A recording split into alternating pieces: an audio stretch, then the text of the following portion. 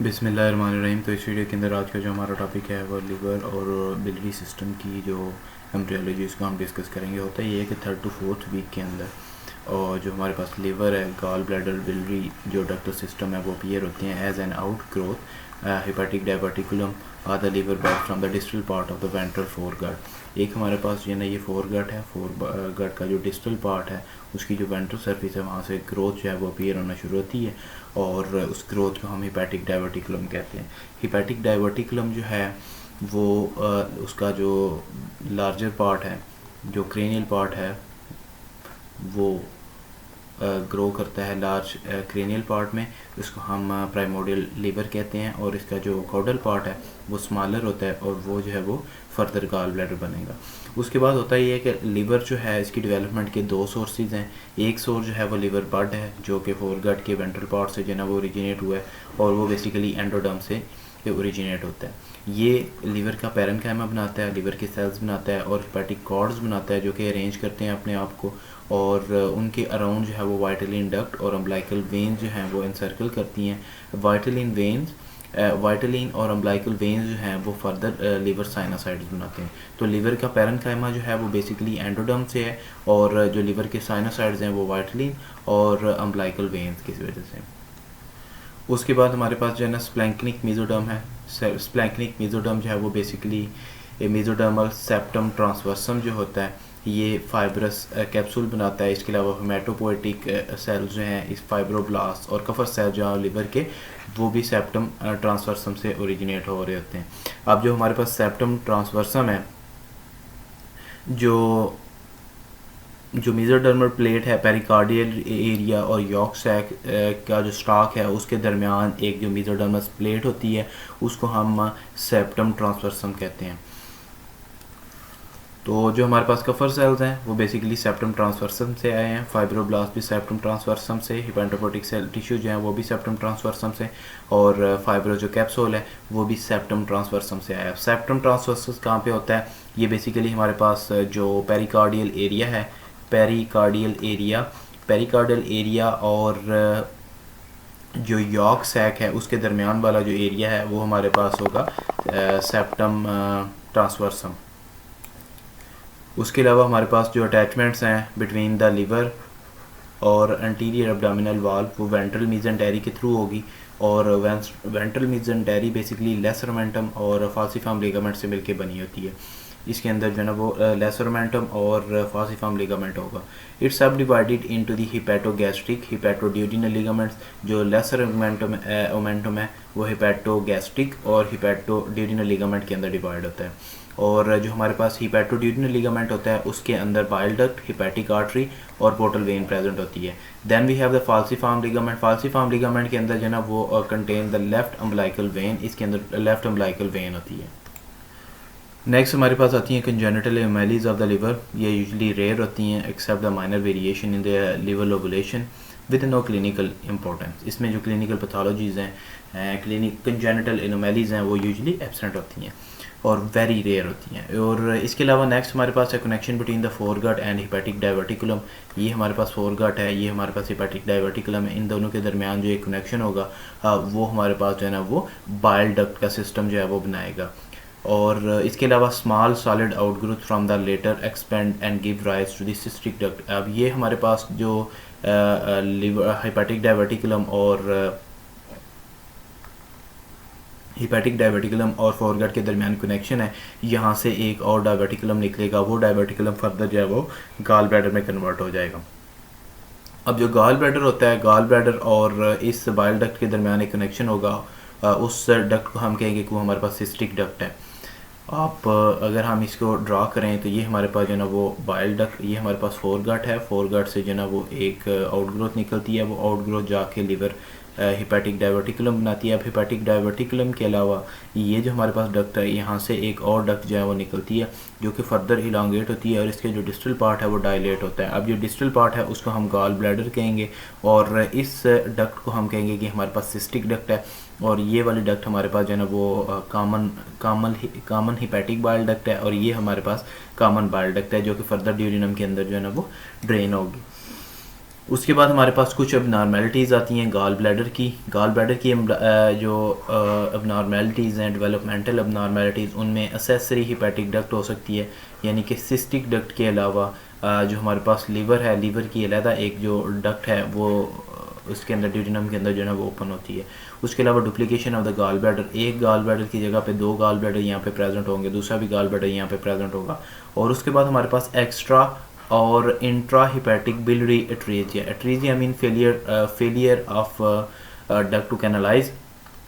तो जो बेसिकली हमारे पास डक्ट्स होती हैं बिलियरी ट्री की, वो कैनालाइज नहीं होती, उनमें जो ओपनिंग है उनकी वो टोटली क्लोज होती है, इनका जो ल्यूमिन है वो क्लोज होता है और उसकी वजह से वो प्रॉपर डेवलपमेंट नहीं होती और जो सारा बाइल जो कि लीवर के अंदर प्रोड्यूस हो रहा है और गाल ब्लैडर के अंदर स्टोर हो रहा है वो ड्यूटेनम के अंदर जो है ना वो ड्रेन नहीं होगा। It is associated clinically with the jaundice. Biliary atresia जो है ना वो मोस्ट कॉमन रीज़न है फॉर द लीवर ट्रांसप्लांटेशन।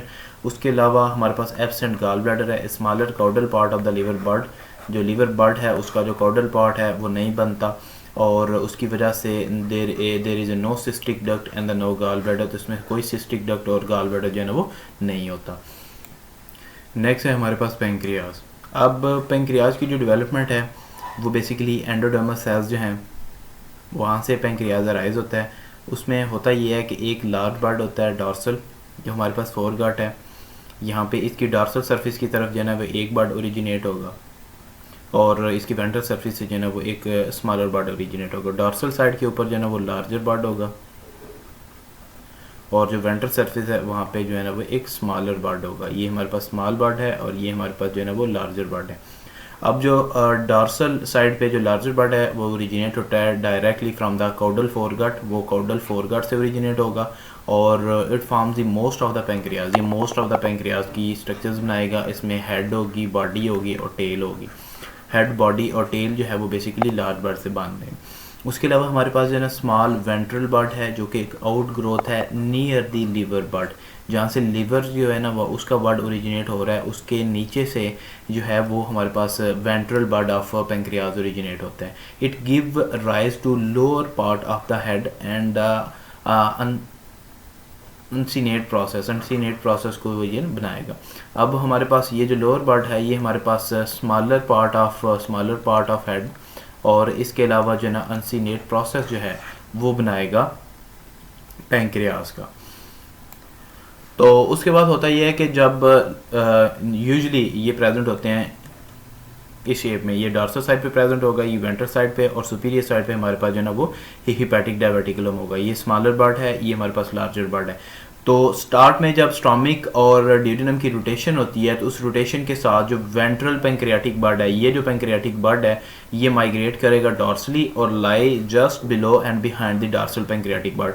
तो ये यहाँ से माइग्रेट करेगा, ये रोटेट, इस रोटेशन की वजह से ये जो बर्ड है ये इस साइड पे जो हमारे पास डॉर्सल बर्ड था, डॉर्सल बर्ड की नीचे वाली साइड पे, बैक वाली साइड पे आ जाएगा और लेटर इन द लाइफ ये जो ना ये फ्यूज़ हो जाएगा और एक डेफिनेटिव अडल्ट पेंक्रियाज जो है ना वो उसमें कन्वर्ट हो जाएगा। अडल्ट पेंक्रियाज के अंदर वेंट्रल बर्ड भी होता है, डॉर्सल बर्ड भी होता है और ये एक डेफिनेटिव अडल्ट पेंक्रियाज बन जाता है। तो उसके बाद हमारे पास जो है ना मेन डक्ट आती हैं पेंक्रियाज तो की जो पैरेन्काइमा तो वो बन गया। उसके बाद इसकी डक्ट्स आती हैं। डक्ट्स जो हैं वो anastomosis of the ventral pancreatic duct, ventral side पे जो बर्ड होता है इसकी भी एक डक्ट होगी और डॉर्सल की भी एक पेंक्रियाटिक डक्ट होगी। ये दोनों आपस में अनास्टोमोज करती हैं और dorsal part of the dorsal pancreatic bird के साथ वो अनास्टोमोज करेगी। जो प्रॉक्सिमल पार्ट है डॉर्सल पेंक्रियाटिक बर्ड का वो या तो रिग्रेस हो जाती है या परसिस्ट करती है एज एसेसरी पेंक्रियाटिक डक्ट और वो ड्यूटेनम के ऊपर जो है ना वो एज माइनर पपिला ओपन होती है। होता ये है कि जो हमारे पास एक डॉर्सल पेंक्रियाज की जो डक्ट है और एक हमारे पास जो है ना वो वेंट्रल पेंक्रियाज की डक्ट है। अब ये दोनों डक्ट का जो डॉर्सल पार्ट है, ये वाला जो पार्ट, इतना जो पार्ट होगा इस डक्ट का वो आपस में फ्यूज़ होगा और यहाँ से वो ड्रेन हो जाएगा। जो पहले वाला प्रॉक्सिमल पार्ट है वो यूजुअली जो हमारे पास प्रॉक्सिमल पार्ट है वो यूजुअली जो है वो रिग्रेस हो जाएगा उसके जो ग्रेटर बर्ड का। उसके बाद जब थर्ड मंथ के स्टार्ट में जो पेंक्रियाटिक आइसोलेट ऑफ लैंगरहैंस हैं वो डेवलप होना शुरू होते हैं और वहाँ से इंसुलिन और ग्लूकागॉन की सिक्रीशन होती है during the 5th month of fetal life. जब 5वां मंथ होता है फीटल लाइफ का, इंट्रायूटेराइन जो लाइफ है, उस वक्त जो इंसुलिन और ग्लूकागॉन है उनकी सिक्रीशन जो है वो रिलीज़ होना शुरू हो जाती हैं। यहाँ पे आप जो एक क्लिनिकल एक स्केमेटिक डायग्राम देख सकते हैं। इस स्केमेटिक डायग्राम के अंदर डिफरेंट स्ट्रक्चर्स दिए गए हैं। उन स्ट्रक्चर्स में ये हमारे पास जो है ना वो वेंट्रल पैंक्रियाटिक बड है, ये हमारे पास जो है ना वो गॉल ब्लैडर है, और ये सिस्टिक डक्ट होगी, और ये हमारे पास कॉमन हेपेटिक डक्ट है। यहाँ पे हमारे पास कॉमन बाइल डक्ट आएगी, और ये वाला जो है ये हमारे पास लीवर बड है जो कि फर्दर लीवर पैरेन्काइमा और प्रॉपर लीवर की शेप में आ जाएगा। इसके अराउंड वाइटलिन और अम्बलाइकल वेन्स जो है वो हिपैटिक साइनोसॉइड्स में कन्वर्ट होंगे। ये हमारे पास स्टोमिक है जो कि फोरगट की जो है ना वो डॉर्सल साइड के ऊपर इलांगेशन की वजह से बना, और ये डॉर्सल साइड पे फोरगट के जो डिस्टल पार्ट है वहाँ से डॉर्सल पैंक्रियाटिक बड बना। अब फ्यूचर में जब ड्यूडेनम की रोटेशन होती है क्लॉकवाइज, तो ये जो हमारे पास वेंट्रल बड है ये इस जगह पे आ जाएगा, और इस जगह के आने के बाद जो है ना ये जाके स्मॉलर पार्ट ऑफ हेड और एसिनेट प्रोसेस बना देगा। इसके अलावा हेड, बॉडी और टेल जो है वो हमारे पास डॉर्सल जो हिपैटिक पैंक्रियाटिक बड है उधर से बनती है। अब हमारे पास कुछ क्लिनिकल कंसिडरेशंस हैं पैंक्रियाज के बारे में। उसमें एनुलर पैंक्रियाज आता है। Occur when the ventral and dorsal bud fuse dorsally and ventrally forming a ring of the pancreatic tissue around the duodenum causing a duodenal stenosis. अब होता ये है कि नॉर्मल कंडीशन के अंदर तो जो पैंक्रियाज का वेंट्रल बड है वो पोस्टीरियर साइड से जो है ना वो रोटेट करके जाएगा और इस जगह के पे आके फ्यूज़ हो जाएगा। लेकिन अब नॉर्मल कंडीशन के अंदर होता ये है कि वो बैक साइड से भी जो है ना वो फ्यूज़ होगा, रोटेट करेगा, और इसकी एक जो प्रोजेक्शन है या एक जो पार्ट है वो फ्रंट साइड से भी होगा। अब वो इस ड्यूडेनम को जो है ना वो सर्कल कर लेंगे। अब इस सर्कल होने की वजह से ये जब आपस में फ्यूज़ होंगे तो यहाँ पे एक कंस्ट्रिक्शन आ जाएगी जिसकी वजह से ड्यूडेनम के अंदर स्टेनोसिस होगी। अब उस टाइप के पैंक्रियाज को हम एनुलर पैंक्रियाज कहते हैं। नेक्स्ट हमारे पास most frequently accessory pancreatic tissue, एक एक्स्ट्रा पैंक्रियाटिक टिश्यू, क्योंकि पैंक्रियाज के अंदर जो है वो पैंक्रियाटिक एंजाइम प्रोड्यूस करने वाले डिफरेंट टिश्यूज़ होते हैं, तो वो जो है वो बाज़ दफ़ा स्टोमिक और बाज़ दफ़ा ड्यूडेनल वाल के अंदर भी प्रेजेंट हो सकते हैं। इसके अलावा पैंक्रियाज डायविज़म में क्या होता है, condition occurs when the main pancreatic duct fail to form. जब पैंक्रियाज के अंदर जो मेन पैंक्रियाटिक डक्ट है वो नहीं बनती और उसकी वजह से सारी पैंक्रियाज की सिक्रीशन पैंक्रियाज के अंदर ही रहती हैं और पैंक्रियाज को डैमेज करना शुरू कर देती हैं, जिसकी वजह से बार बार जो है ना वो रिकरेंट पैंक्रियाटाइटिस में देखा जा सकता है। नेक्स्ट हमारे पास जो यहाँ पे मोस्ट इंपॉर्टेंट चीज़ है वो है स्प्लीन। स्प्लीन जो है वो 5वें वीक के अंदर मीजोडर्मल सेल ऑफ डॉर्सल मीजोगैस्ट्रियम से ओरिजिनेट होता है। मीजोगैस्ट्रियम जो है वहाँ पे मीजोडर्मल सेल्स होते हैं जो कि वहाँ से राइज करते हैं, फर्दर डिफ्रेंशिएट और प्रोलिफरेट करते हैं और कैप्सूलर कनेक्टिव टिश्यू बना देते हैं। स्प्लीन जो है वो स्टोमिक के साथ अटैच होता है with the help of gastrosplenic ligament, और लेफ्ट किडनी के साथ विद द स्प्लीनोरीनल लिगामेंट के साथ जो है ना वो अटैच होता है। स्प्लीन एक जो है ना वो लिम्फेटिक आर्गन है, लेकिन इसको हम एक गैस्ट्रिक सिस्टम का आर्गन भी समझते हैं। उसकी वजह यह है कि ये बेसिकली ओरिजिनेट होता है फ्रॉम द मेसोडर्मल सेल्स और ये प्रेजेंट होता है between the layers of the dorsal mesentery. और इसके अलावा इसकी जो ब्लड सप्लाई है वो स्प्लेनिक आर्टरी है थ्रू द सीलियक ट्रंक, और स्प्लीन जो है वो हेमाटोपोइटिक आर्गन है until the late in the fetal life, ताकि हेमाटोपोइटिक आर्गन रहता है। उसके अलावा हमारे पास एसेसरी स्प्लीन्स है क्लिनिकल जो हमारे पास एनोमैलीज आ सकती हैं, उनमें एसेसरी स्प्लीन है। About 10% of the patient one or the more supernumerary small splenic masses जो है वो प्रेजेंट होते हैं on the in one of the peritoneal force.